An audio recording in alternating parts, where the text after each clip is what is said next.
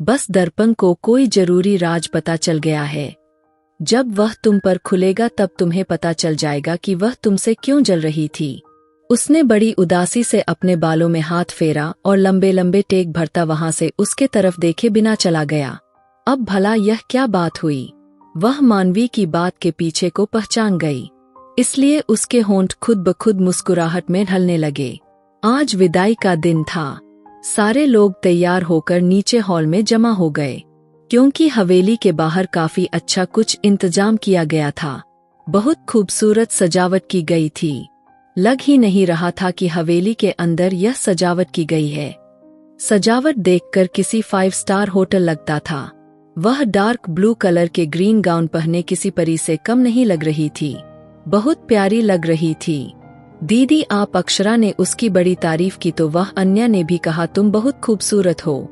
मानवी तुम्हें देखकर तो कोई भी अपना दिल हार बैठेगा। दुल्हन बनी दीपाली ने उसकी तारीफ की थी। वह थोड़ी शर्मा सी गई थी। मुझे भी यहाँ बहुत मजा आ रहा है। मैं समझी थी कि गांव की शादी इतनी दिलचस्प नहीं होती, लेकिन पिछले 1 हफ्ता से अपनी जिंदगी में जितना मुस्कुराई हूँ, शायद ही कभी इतना हंसी होंगी। तुम सबका बहुत बहुत धन्यवाद। तुम सब लोग बहुत अच्छे हो। मेरा तो दिल ही नहीं कर रहा कि यहाँ से जाऊं। अगले दिन उसे अपने घर जाना था, इसलिए वह कहने लगी, लड़कियों आ जाओ, बारात आ गई है। बारात आने का शोर मचा तो वह सारे उठकर वहां से जाने लगी, लेकिन मानवी वहीं पास बैठी रही। मदन नजर नहीं आ रहे। दीपाली ने मानवी से पूछा तो उसने कंधे उचकाए, जबकि सच तो यह थी कि उसकी भी खोजती निगाहें उसे ढूंढ रही थी, इससे पहले कि वह उसे और ज्यादा ढूंढती। सामने उसे अपनी तरफ आता दिखाई दिया। उसने खुद ब खुद अपनी नजरें झुका ली। वह काले कलर की 3 पीस सूट में काफी हैंडसम लग रहा था। भैया मदन ने आगे बढ़कर उसे गले लगाया तो उसने उसका माथा चूम लिया। भगवान तुम्हें हमेशा खुश रखे। बड़े भाई को उसने बहुत प्यार से आशीर्वाद दिए। दीपाली ने उसे बेकाबू होकर छेड़ा, अब आप हमें भी मौका दे देना कि मेरी शादी के बाद आपको भी ऐसी आशीर्वाद दी जाए। उसने मानवी के सामने मदन को कहा तो उसका दिल एकदम से जोर से धड़का और वह अपना दिल पकड़ कर रह गई। हाँ, बिल्कुल ऐसा मुमकिन है। अगर कोई दिल से राजी हो जाए तो मदन ने छुपती नजरों में मालवी की तरफ देखकर कहा तो उसे ठंडे पसीने आने लगे। मैं जरा अक्षरा को देखूं, पता नहीं कहाँ रह गई है। इससे पहले कि मदन उसे अपनी नजरों के रास्ते में दिल में उतारता वहां से खड़ी हो गई और अक्षरा की तलाश में नजरें दौड़ाने लगी। वहां से हटने का बहुत अच्छा रास्ता चुना है। उसके बराबर में आकर खड़ा हो गया और धीरे से उसके कान में कहा, क्या मतलब है? अनजान मत बनो, तुम अच्छी तरह से समझ गई हो। मुझे जवाब चाहिए। वैसे भी कल तुमने चले जाना है, तुम्हारे पास वक्त कम है। मदन ने एकदम से उसे हैरान कर दिया। वह जल्दी से नजरें झुका गई। मदन आओ ना, चलो बारात के पास। तुम क्यों इतनी बोरिंग हो गए हो? हर चीज से अलग अलग रहने लगे हो।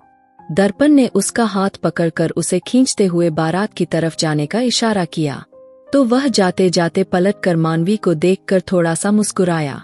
अब चलो भी। दर्पण ने उसे खींचकर मानवी की नजर से हटाया तो एकदम से मानवी को ऐसा लगा जैसे यहाँ सब कुछ धुंधला हो गया हो। यह मुझे क्या हो रहा है? मेरा दिल क्यों इतना उदास हो रहा है? मदन पास होते हैं तो ऐसा लगता है जैसे पूरी दुनिया रंगीन हो गई हो, और वह दूर चले जाते हैं तो ऐसा लगता है कि जैसे हर तरफ अंधेरा छा गया है। यह सब कुछ क्या हो रहा है? क्या यह मोहब्बत तो नहीं? वे वही पास रखे कुर्सी पर बैठकर उदासी से सोचने लगी, नहीं, यह मेरी मंजिल नहीं है। मुझे यहाँ नहीं रहना है, तो फिर मैं यहाँ दिल क्यों लगाऊं? एक झटके से वह खड़ी हुई और उसने अपने दिल को समझा लिया, लेकिन दिल कहाँ मानता है। वह तो जिद्दी है, अड़ जाता है तो फिर संभालना बड़ा मुश्किल हो जाता है। शादी के हंगामों में रात बीत गई। दीपाली की विदाई हो गई। वह अपने घर को चली गई और सारे लोग थके हारे अपने कमरों में जाकर आराम करने लगे। सिर्फ 2 लोग ऐसे थे जिनकी आंखों से नींद कोसों दूर थी।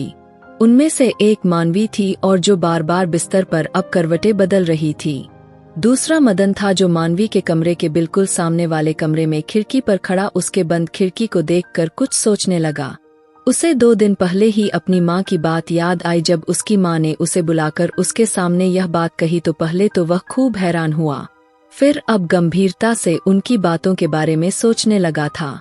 बेटा, दीपाली तुम्हारी बड़ी बहन है, उसकी शादी है, उसके बाद फिलहाल तुम्हारी शादी करनी है। तुम्हारे सामने 2 लड़कियां हैं, एक मानवी है जो तुम्हारे विदेश में रह रही मेरी सहेली की बेटी मानवी, और दूसरी दर्पण है जो पड़ोसन की लड़की है। उसके माता पिता चाहते हैं तुम्हारी शादी दर्पण से हो। अब 2 लड़कियां तुम्हारे सामने हैं, तुम्हें इन दोनों में से किसी एक का चुनाव करना है। अब फैसला तुम्हारा है। दीपाली की शादी के बाद मैं तुमसे जवाब चाहूंगी। तुम्हें जो पसंद हो मुझे बता देना, मैं उसी से तुम्हारा रिश्ता तय कर दूंगी। अगर तुम्हें कोई और भी पसंद है तो भी बता सकते हो, और इस बात को भी फिलहाल खुद तक ही रखना। लेकिन हाँ, शादी के बाद मुझे जवाब जरूर चाहिए। अगर तुमने मुझे जवाब ना दिया तो फिर मैं वही करूंगी जो मेरा दिल चाहेगा। मदन को एकदम से अपनी माँ की याद आई तो वह कुछ मुस्कुरा दिया। शादी से पहले तो मुझे नहीं पता था कभी किसी से इतनी मोहब्बत कर पाऊंगा, लेकिन अब मुझे ऐसा लगता है कि जैसे उसके बगैर मुझे सांस भी नहीं आ रहा। भला इतने दिनों में यह मुझे क्या हो गया है। खुद से बात करते हुए वहां से खड़ा हो गया। वह चांद को देखकर कह रहा था। उसे लगा कोई उसके बराबर में आकर खड़ा हो गया है। क्या देख रहे हो मदन भाई, तुम्हारा चांद तो सामने मौजूद कमरे में सो रहा है। अब भला कौन से चांद से बात कर रहे हैं। हरी ने एकदम से अपनी एंट्री मारी तो मदन की मुस्कुराहट सिमट गई। क्या मतलब, क्या कहना चाहते हो। अपने सीने पर बाजू लपेटकर उसे घूरा। आप पहले तो इस तरह गुस्से से मुझे घूरना बंद कर दो। मुझे तो लगा था कि आप दीपाली दीदी के विदाई की याद में देर रात तक जाग रहे हैं। बड़ी बहन जो थी विदाई हो गई तो उसकी याद आ रही है, लेकिन यहाँ तो समस्या कुछ और ही नजर आ रही है। वह उसे छेड़ता मुस्कुराते हुए उसने मदन की तरफ देखा तो उसका कान पकड़कर खींचने लगा। खबरदार किसी को कुछ भी कहा तो वरना मुझसे बुरा कोई नहीं होगा, समझे तुम। ओके मेरा गुस्सैल भाई, लेकिन वैसे क्या हुआ है। हरी ने मासूमियत के रिकॉर्ड तोड़ते हुए उसे देखा तो मदन का माथा टनका था। इस घर में तुमसे ज्यादा बड़ी फिल्म कोई और मौजूद नहीं। देखा, मान लिया ना, फिर मैं एक कॉमेडियन हूँ ना। मदन ने एकदम से उसकी नकल उतारी तो वह अपना छोटा सा मुंह लेकर चला गया। फिर उन दोनों के ठहाके एक साथ तेज हुई। अगली सुबह वह जैसे ही नाश्ते की मेज पर पहुंचा तो उसकी नजरें हरी पर पड़ी। क्या हुआ, तुम्हारे चेहरे पर 12 क्यों बज रहे हैं। मदन ने उससे पूछा और फिर सामने की तरफ देखा। उसे मान भी कहीं नजर नहीं आई। वहां अक्षरा और कनक एक साथ बैठी अपनी बातों में बिजी थी। तुझे तो तेरे हॉस्टल वालों ने याद कर लिया है, कहते हैं हरी जल्दी से आ जाओ, तुम्हें वह बहुत याद कर रहे हैं। वैसे आप ज्यादा खुशियां ना मनाओ, एक ऐसी खबर सुनाने जा रहा हूं जिसे सुनकर आपके मुंह पर भी मेरी तरह 12 बज जाएंगे। अच्छा, ऐसी भी क्या बात है। उसने जलेबी का एक टुकड़ा मुंह पर रखते हुए हरी से पूछा। तो हरी ने उसके कान के पास जाकर धीरे से वह खबर सुनाई कि मानवी आज सुबह ही 8 बजे अपने घर को चली गई है। यह खबर सुनते मदन को एकदम हिचकी सी लग गई। बस अब इतना ज्यादा मजनू बनने की कोशिश मत करो, यहाँ सबको पता चल जाएगा। लेकिन मदन के तो होश ही उड़कर रह गए थे। अचानक क्यों चली गई, उसने पानी पीने के बाद ही हरी से पूछ लिया। उसके चेहरे पर एकदम से 12 बजे थे। कोई बात नहीं, वापस भी आ जाएंगी, फिक्र किस बात की है। हरी ने लापरवाही से कहकर सारा ध्यान नाश्ते पर मोड़ दिया। बेटा, नाश्ता करके जाओ, अभी तो आए हो और अभी जा रहे हो, कमजोर हो जाओगे, बिल्कुल अपनी सेहत का ख्याल नहीं रखते। माँ ने अपने इकलौते सपूत को यूं जाते देखा तो जल्दी से टोका था, लेकिन वह कुर्सी खींचकर खड़ा हो गया था और जाने के लिए कदम बढ़ा दिए। जाने दीजिए माँ, अब जब तक उनके दिल से रोग नहीं हटेगा यह ऐसे ही रहेंगे। तुम चुप करोगे या नहीं। मदन ने आगे बढ़कर उसके कान में कुछ धीरे से कहते एकदम से अपना पाँव उसके पाँव पर मारा तो वह बिलबिला उठा था। अच्छा, आइंदा के लिए मैं अपनी जुबान सी दूंगा, कुछ भी नहीं कहूंगा। हरी ने मुंह बना लिया। मदन, बहुत परेशान लग रहे हो, कारोबार में कोई समस्या है क्या? माँ ने उसे परेशान देखा तो जल्दी से उसके पीछे चली आई। नहीं, ऐसी कोई बात नहीं, बस थोड़ा सा सर में दर्द है, उसने कहकर अपनी माँ को थोड़ी देर के लिए टालना चाहा। सच में ऐसी कोई बात नहीं है। उन्होंने जाते जाते एक बार फिर से मुड़कर अपने बेटे से पूछा तो उसने बड़ी मुश्किल से मुस्कुराते हुए ना में सिर हिलाया। बात सुनिए मम्मी। इससे पहले कि उसकी मम्मी कमरे से निकलती, उसने अपनी माँ से बात की और बात यह थी कि आंटी इतनी जल्दी क्यों चली गई। ना चाहते हुए भी वह उनसे पूछने लगा, बेटा तुम्हारे अंकल जी की तबीयत खराब थी तो उन्होंने जल्दी से उन्हें आने को कहा। हम सबको भी उनके घर जाना चाहिए, उनकी तबीयत पूछनी चाहिए, लेकिन यहाँ शादी का हंगामा खड़ा है। वैसे भी आज तुम्हारी बहन आने वाली है, इसलिए हमने सोचा इस हफ्ते बाद जाकर उन्हें देख लेंगे। माँ ने सारी बात बताई तो उसने एकदम से अपनी माँ से अपने जगदीश अंकल के नंबर ले लिए। आप मुझे नंबर दे दो, मैं उनसे फोन पर ही तबीयत का पूछ लूंगा।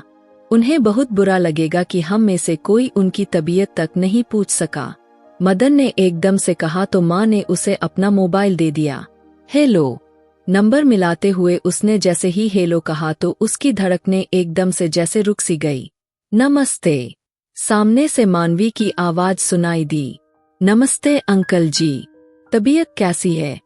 उसने बगैर कोई और बात पूछे जल्दी से अंकल जी की तबीयत पूछनी चाहिए। इस वक्त सो रहे हैं, उनका मोबाइल मेरे पास ही है, उसने उदास शब्दों में उससे कहा और फिर काफी देर तक उन दोनों के बीच चुप्पी छाई रही। तुम इस तरह अचानक चली गई और मुझसे मिली भी नहीं और ना मेरी बात का जवाब दिया। मानवी ने अब तक फोन नहीं काटा था। उसने ना चाहते हुए भी उससे शिकायत कर डाला था। आपने जो भी कहा उस सवाल के जवाब मेरे पास नहीं है। मेरा और आपका मिलन ना होने के बराबर है और यह बहुत उलझा हुआ सवाल है, इसलिए आपके सवाल को अधूरा छोड़कर यहाँ आई हूँ। कहते के साथ ही उसने नम आवाज के साथ फोन बंद कर दिया और मदन काफी देर तक हैरानी से अपने हाथ में थामे उस फोन को देखता रह गया। जिस चीज को हम खुद के लिए कठिन बना ले वह हमारे लिए कभी आसान नहीं होती।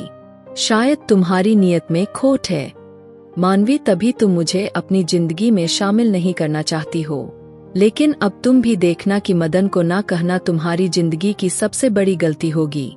उसने एकदम से अपना फोन अपने बेड पर उछाल दिया और धम से पलंग पर लेटकर ऊपर छत को घूरने लगा। उसका दिल एकदम से खाली हो गया। उसे अपने ऊपर बहुत गुस्सा आने लगा, जैसे किसी ने उसे ठुकराकर एक जोरदार थप्पड़ उसके मुंह पर मारा हो। इसका अंजाम जरूर भुगतोगी।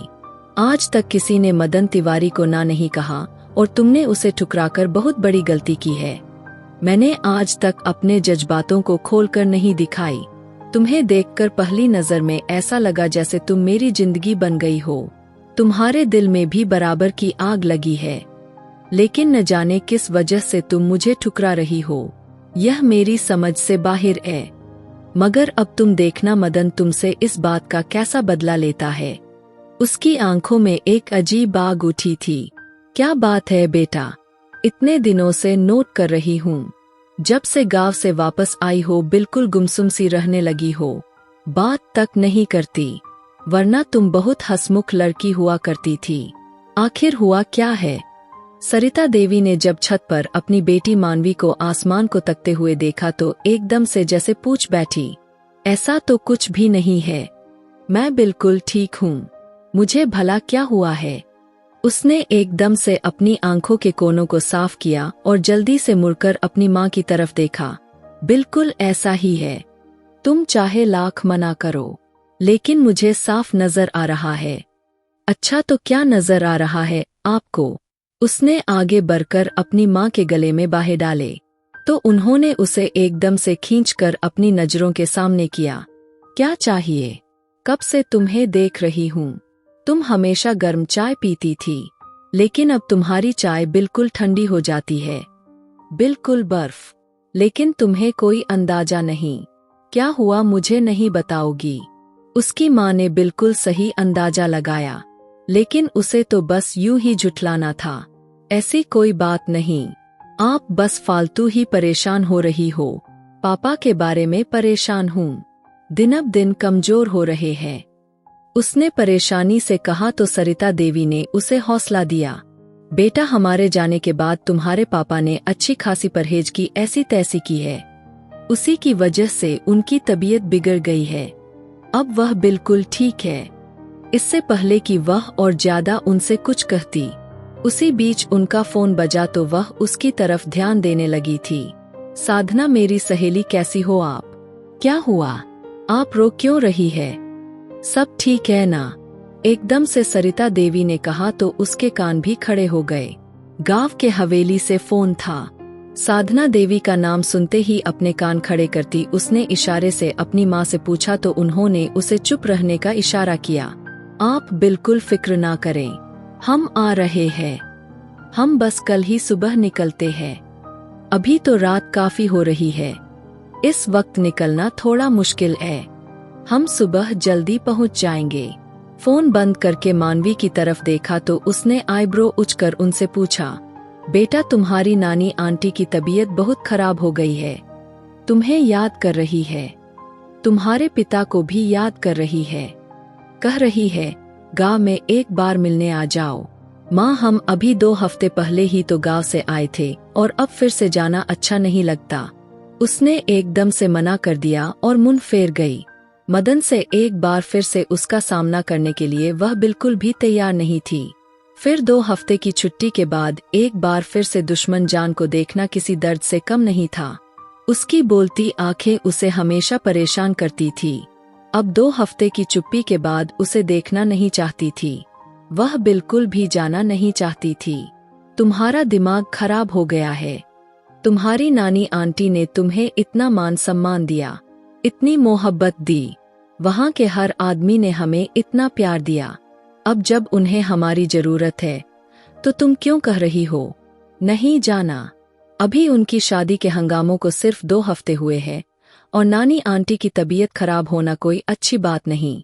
हमें जल्दी से वहाँ जाना चाहिए। मैं कुछ नहीं सुनूंगी।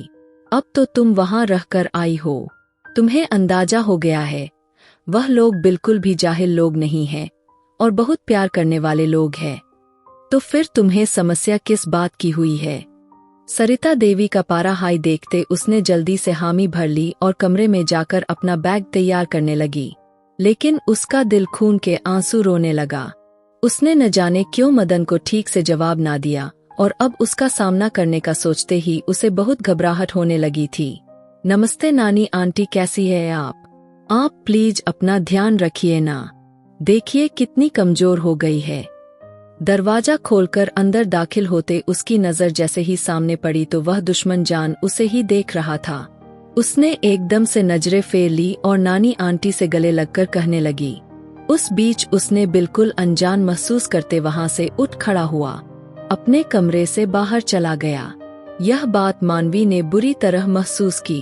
मैं बिल्कुल ठीक हूँ बेटा, बस साधना देवी ने तुम लोगों को फालतू में परेशान कर दिया। उन्होंने मोहब्बत से उसका माथा चूमा, उसे आराम करने की सलाह दी तो वह अपने कमरे में चली आई जो हवेली में उन लोगों के लिए एक खास जगह थी। शाम को वह सोकर उठी थी। उसे पता चला कि हवेली में बिल्कुल सन्नाटा छाया हुआ है। नौकर से पूछा तो पता चला सारे हवेली वाले खेतों की तरफ घूमने गए हैं और दोपहर हो गया। किसी ने मुझसे पूछा ही नहीं। उसने दिल ही दिल में सोचा, अच्छा खेतों में कौन कौन गया है और मुझे किसी ने नहीं जगाया। आप सो रही थी, मदद साहब ने मना कर दिया। कहने लगे हम लोग काफी है। उन्हें वैसे भी खेतों में जाने का बिल्कुल भी शौक नहीं, इसलिए सारे घर वाले चले गए और हाँ, उनके साथ दर्पण भी गई है। वैसे वह नहीं जाती लेकिन मदन साहब बेहद कहने पर वह भी चली गई।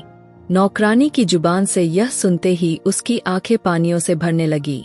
तो यह थी आपकी मोहब्बत, बस कुछ कदम की साथ थी और बस फिर किसी और की तलाश में रोते हुए भागकर अपने कमरे में आई थी कि उसे हवेली के बाहर से बातों की आवाज सुनाई दी।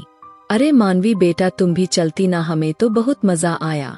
नानी आंटी ने उसे अपने पास बुलाकर कहा तो उसका दिल चाहा कि वह उनसे लिपट कर रोने लगे।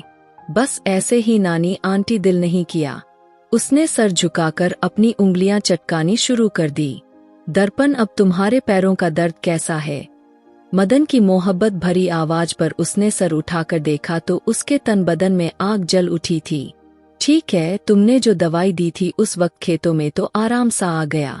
दर्पण ने मुस्कुराती हुई मानवी पर एक नजर डाली और दूसरी नजर मदन पर डालकर मुस्कुरा दी। वैसे आंटी आप आई है तो एक और काम निपटाती जाना, बल्कि आपको आना ही है। मदन ने दिलचस्पी से मालवी को अपनी नजरों के घेरे में लेते हुए अपनी कमर सोफे पर टिकाते कहा और एक अदा से बालों में हाथ फेरता बोला, क्या मतलब बेटा, कौन सा काम निपटाना बाकी रह गया? सरिता देवी ने बड़ी दिलचस्पी से उससे पूछा। अरे आंटी, बहुत बड़ा सरप्राइज है।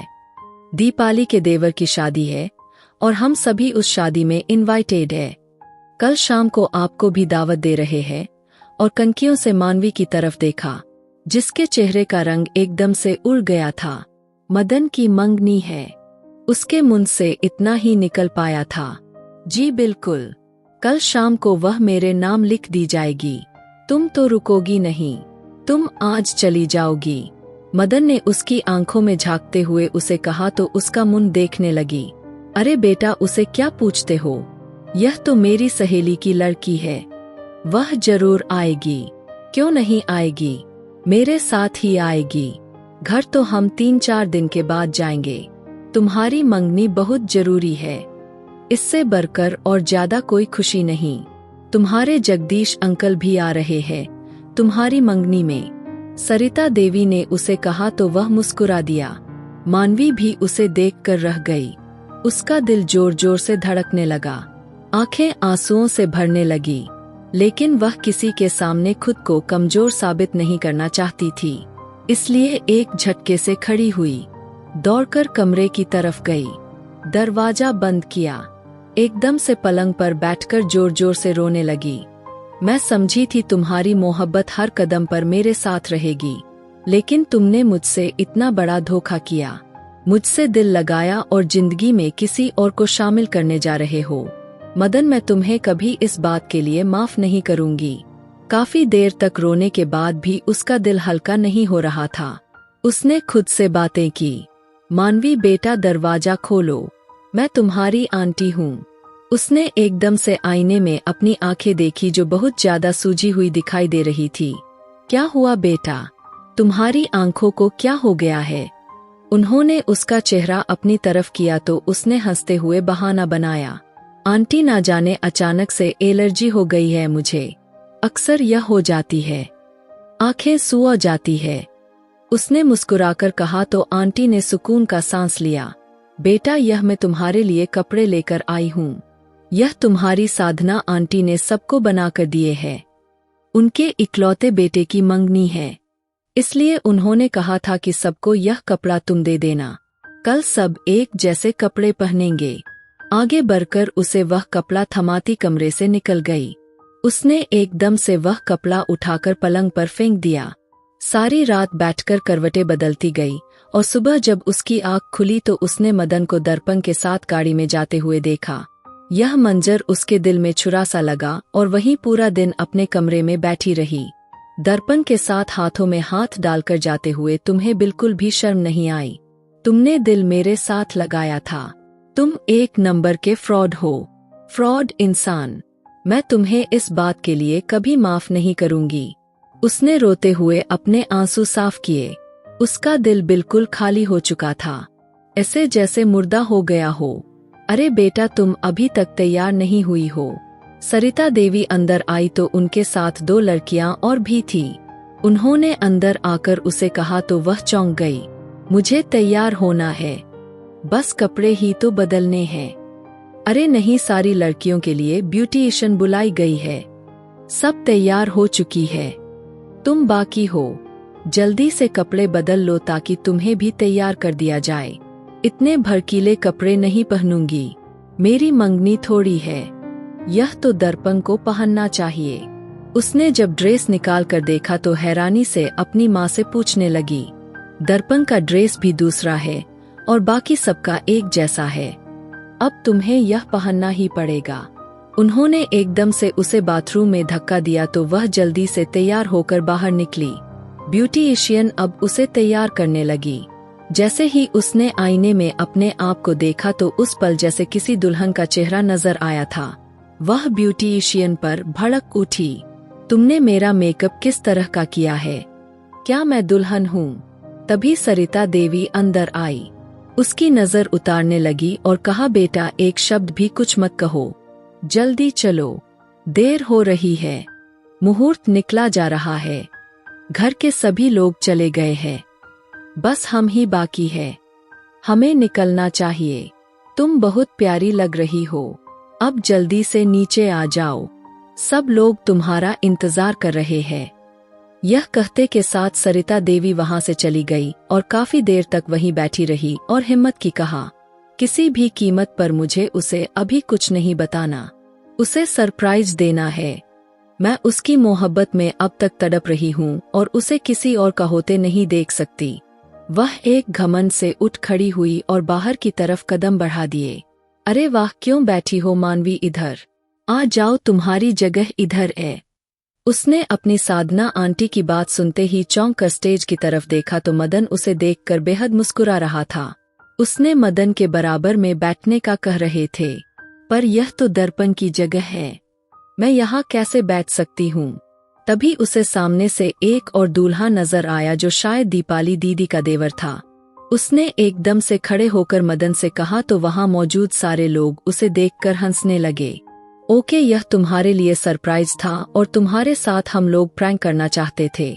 मानवी भाभी देख नहीं रही, आपका कपड़ा और मदन भाई का कपड़ा एक जैसे ही रंग का है।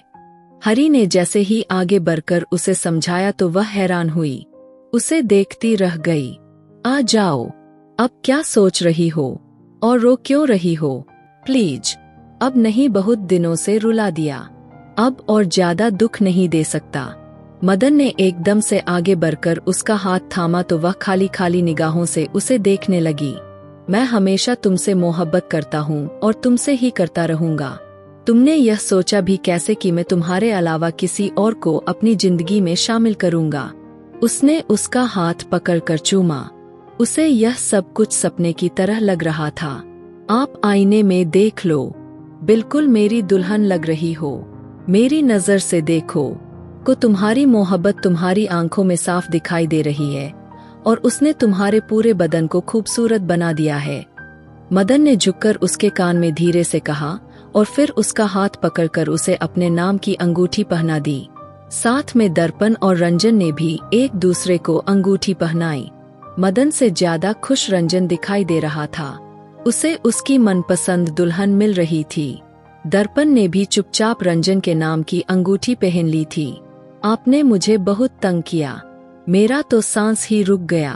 आपके नाम के साथ दर्पण को जोड़ने का सुनकर उसने एकदम से शिकायत की तो मदन हंस पड़ा। मैं हूं ना तुम्हारे हर एक दुख का छुटकारा करने के लिए। उसने मोहब्बत की निगाहों से उसे देखा था। वह नजरें झुका गई। तुमने यह सोचा भी कैसे कि मदन अपनी दुल्हन अपनी मानवी को बीच राह में छोड़ देगा? वह भरपूर खुशी अंदाज में उसे अपनी नजरों के बहाव में लेकर देखने लगा। गलती हो गई मुझसे, आइंदा ऐसा नहीं होगा। मानवी ने एकदम से कान पकड़े तो मदन के चेहरे पर मुस्कुराहट बिखर गई। उसने मानवी का हाथ थामे अपने हाथों में थामकर अपनी मोहब्बत की पहली सबूत दी थी। वह दोनों उस वक्त बेहद खुश दिखाई दे रहे थे। थोड़ी देर बाद ही एक और धमाका हुआ। नानी आंटी का कहना था कि अब सगाई तो हो गई लेकिन शादी भी इसी फंक्शन में हो जानी चाहिए।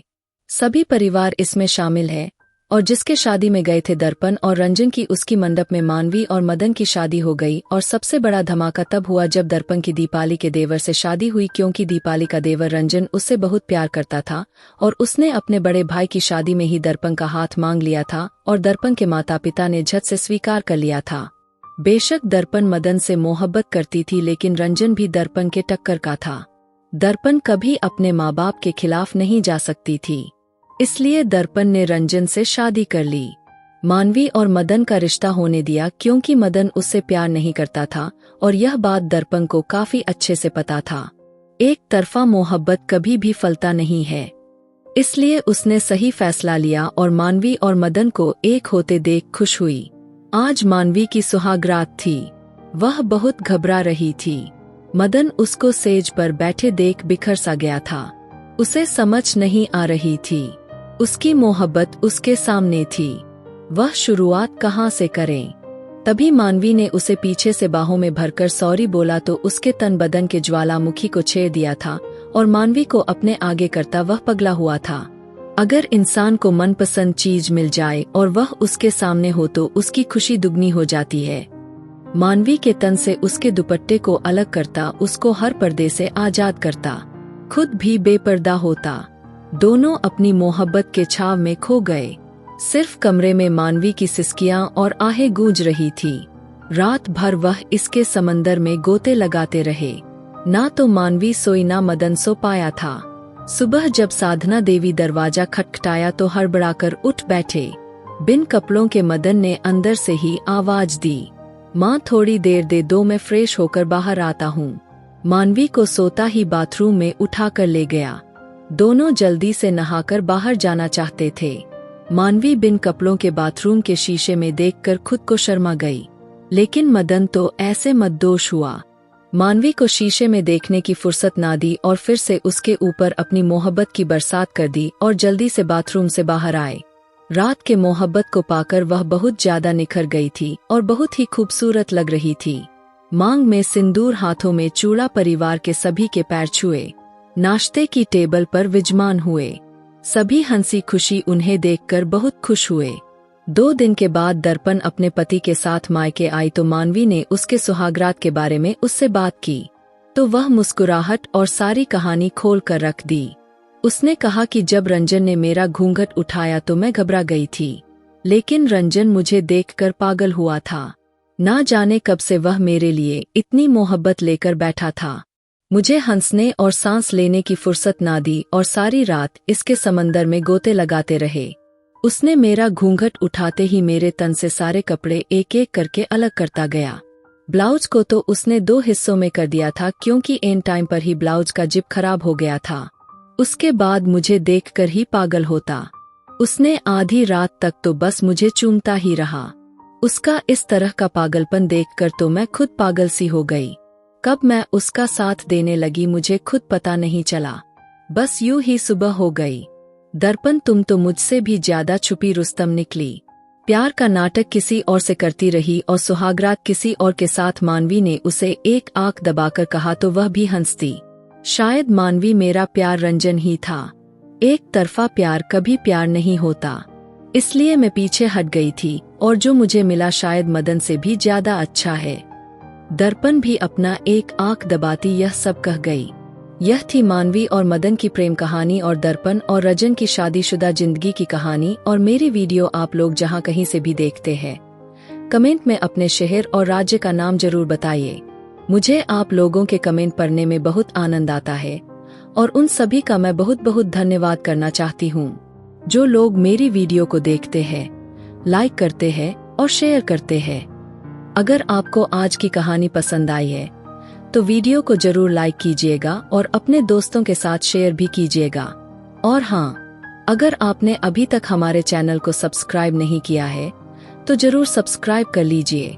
मिलते हैं हम अपनी कल की एक और नई दिलचस्प कहानी के साथ। मुझ पर सदा अपना प्यार और स्नेह बनाए रखें। सभी को मेरा प्यार भरा नमस्कार दोस्तों। खुश रहें, स्वस्थ रहें, मस्त रहें।